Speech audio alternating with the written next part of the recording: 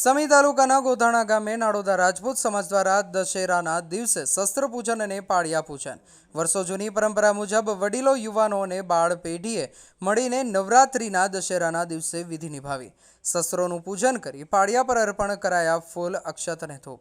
વડીલોએ કહ્યું, આ પરંપરા આવતી પેઢીને શસ્ત્રો અને પાળિયાની જાણકારી આપે છે। વડીલોએ કહ્યું, શાસ્ત્રો આપણા રક્ષણ ને પરાક્રમનું પ્રતીક છે, જ્યારે પાળિયા આપણા પૂર્વજોની યાદ અપાવે છે।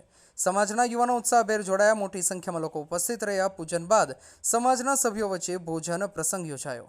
ગામમાં પરંપરા પ્રત્યે ગૌરવની લાગણી વ્યાપી, ઉમંગનો માહોલ છવાયો।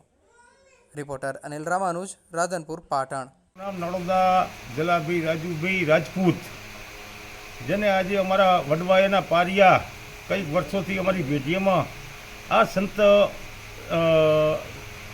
સંતોની ભૂમિ છે ગોધાણાની અંદર, કે જેને અમારા માનપુરી દાદા બની ગયા, જેને શંકર ભગવાનની જગ્યાની અંદર અમારા પારિયા કે જેને વડવાએ આજે અમારે સત્ર પૂજન રાખેલું છે અમે ગોધાણાની અંદર, કે અમારા યુવાન ધનને કે કાયમના માટે આ અમારી પેઢી પરંપરા ચાલી આવે એ બદલ અમારા આજે મિત્રોને, અમારા નાના બચ્ચોને તમામને અમે ખૂબ ગર્વથી અને આજ અમે શસ્ત્ર પૂજન રાખેલું હતું અમારા ગામની અંદર।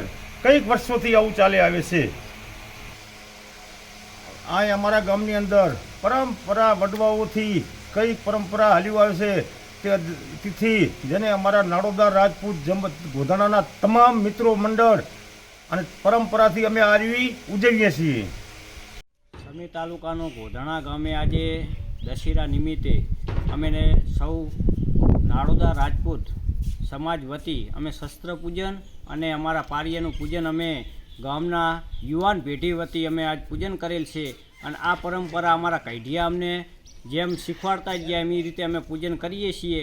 અને ગામમાં જે મેન ચોક છે ગોધાણા ગામનો, ત્યાં બધા એકત્રિત થઈએ છીએ અને અમે આ પૂજનને વધાવીએ છીએ અને આ પરંપરા અમે વર્ષોથી જાળવી રાખી છે। સમી તાલુકાના ગોધાણા ગામ અમે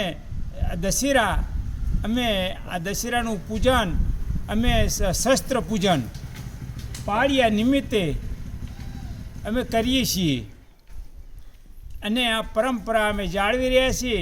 આ યુવાન પેઢી અને પાછળની પેઢી આ જે શસ્ત્ર પૂજનને જાળવી રાખે એ હેતુથી અમે આ શસ્ત્ર પૂજન કરીએ છીએ। અમારું ગામ અમે નાડોદા રાજપૂત સમાજ ભેગા મળી અને ઢોલ સાથે શસ્ત્ર પૂજન અમે કરીએ છીએ અને આખું ગામ મળી અને અમે ત્યાં પાળિયાને પૂજી અને શસ્ત્ર પૂજન કરી અને વધાવ્યા છીએ।